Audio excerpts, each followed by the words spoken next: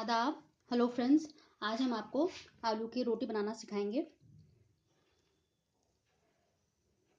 आमतौर पे क्या होता है कि कुछ गृहिणियाँ कुछ रेसिपीज़ बहुत अच्छे से बना लेती हैं, लेकिन कभी कभी आलू के पराठे या इस तरह की भरी हुई रोटियां या पराठे बनाने में थोड़ा सा चूक जाती हैं। आलू के पराठे ठीक से बन नहीं पाते हैं, कभी आलू बाहर निकल जाता है, कभी उसकी शेप खराब हो जाती है, कभी रोटियां वो फटने लगती हैं। तो ये बहुत ही आसान तरीका है जिस तरीके से हमने ये आलू की रोटियां या पराठे तैयार किए हैं। भारतीय घरों में ये एक फेमस ब्रेकफास्ट है। ज़्यादातर घरों में सुबह में रोटियां या पराठे ही चलते हैं। तरह तरह के पराठे, भरवा पराठे, गोभी के, मूली के, मेथी के पराठे, तरह तरह के पराठे तैयार होते हैं जिनमें ये आलू का पराठा और बहुत ही फेमस है ये।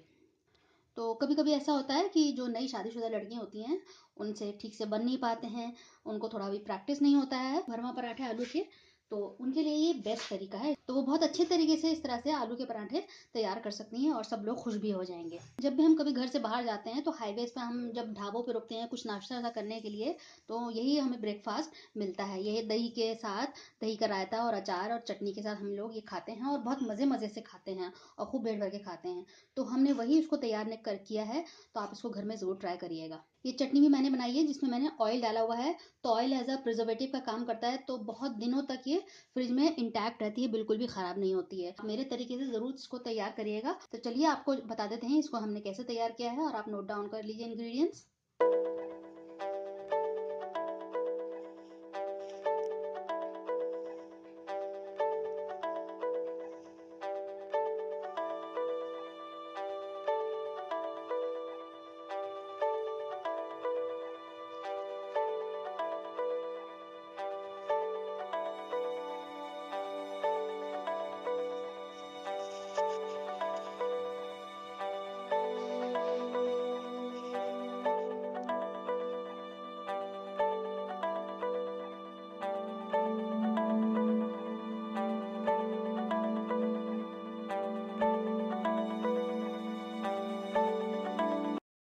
तो आलू रोटी के आप इंग्रेडिएंट्स देख लीजिए।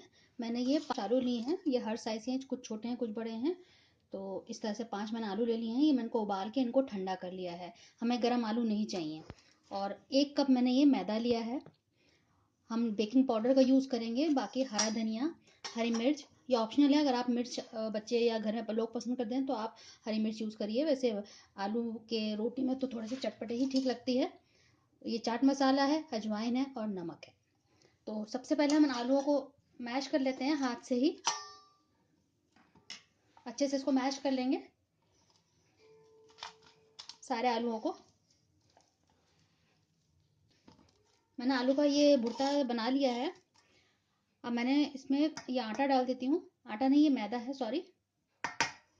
1 कप मैंने मैदा लिया है और ये सारे इंग्रेडिएंट्स मैं एक साथ डाल देती हूँ। हरा धनिया, हरी मिर्च, नमक, अजवाइन और चाट मसाला। चाट मसाला भी नमक होता है, ये मेरा होममेड मसाला है, आप इसका लिंक देख सकते हैं।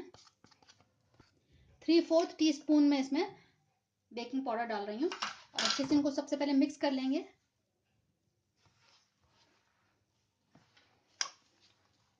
पहले सारे इंग्रेडिएंट्स को मैं मिला लेती हूँ। आलू ने ही सारा इसको समेट लिया है। अब इसमें हल्का सा मैं ऑयल लगाऊंगी।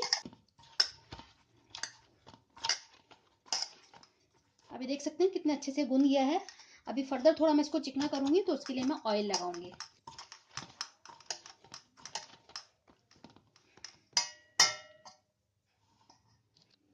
अब मैं हाथ में थोड़ा सा तेल ले लेती हूँ और सब तरफ इस तरह इसमें अच्छे से मैं लगा दूंगी ताकि बिल्कुल स्मूथ हो जाए, चिकना हो जाए।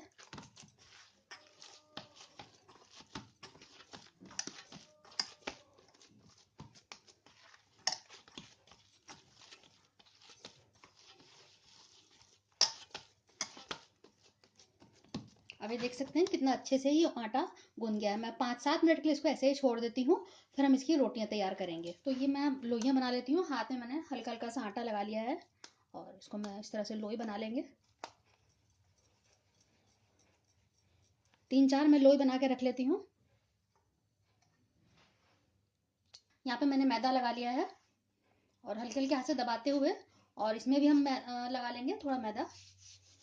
और हल्के हल्के हाथ से इसको बेलेंगे। जब जब हमें ज़रूरत पड़ेगी इसमें हम मैदा लगाएंगे।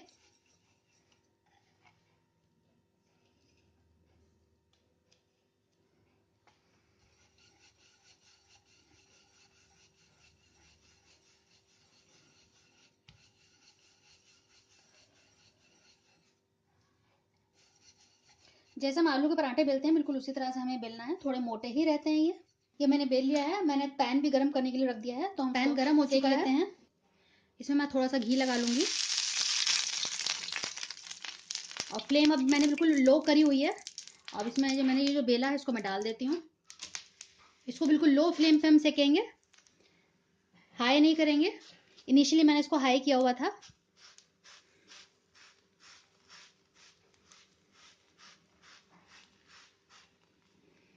अभी मैंने बिल्कुल लो फ्लेम पे किया हुआ है। ये अच्छे से एक तरफ से साइड से सिक जाए तो इसको मैं टर्न करूंगी, इसको फ्लिप कर देंगे।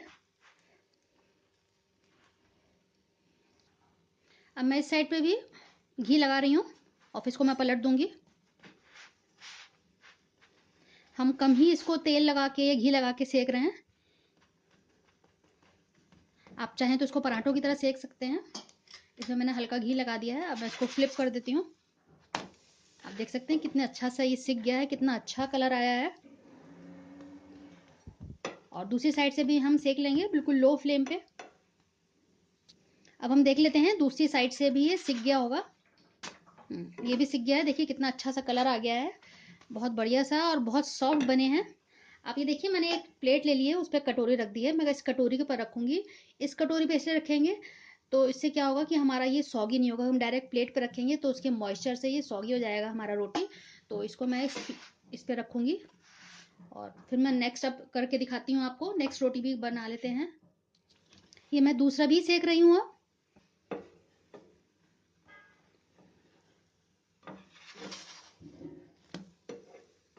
मैंने सारी रोटियां तैयार कर ली हैं। इनमें बहुत कम घी लगाया है मैंने। बहुत ही ज़्यादा सॉफ्ट तैयार हुए हैं, बिल्कुल रुई की तरह हो रहे हैं, इतने सॉफ्ट हैं ये। तो अगर आपको हमारी रेसिपी पसंद आई हो तो नीचे एक लाइक बटन है, आप उसको प्रेस कर दीजिएगा। नीचे एक सब्सक्राइब का बटन है और एक बेल आइकन है। आप दोनों को प्रेस करेंगे तो आपको हमारे नए नए वीडियोस का नोटिफिकेशन मिलता रहेगा। इस रेसिपी को अपने दोस्तों के साथ शेयर करें, व्हाट्सएप पे, फेसबुक पे। और अगर आप ये तैयार करते हैं इसका एक पिक्चर लेके आप हमारे फेसबुक या इंस्टाग्राम पे टैग करके हमें डाल सकते हैं। कुछ कमेंट्स हो तो आप नीचे डिस्क्रिप्शन बॉक्स में डाल सकते हैं। अगली बार मिलते हैं नेक्स्ट रेसिपी के साथ। तब तक के लिए शुक्रिया। देखते रहिए शैलाज दस्तरखान।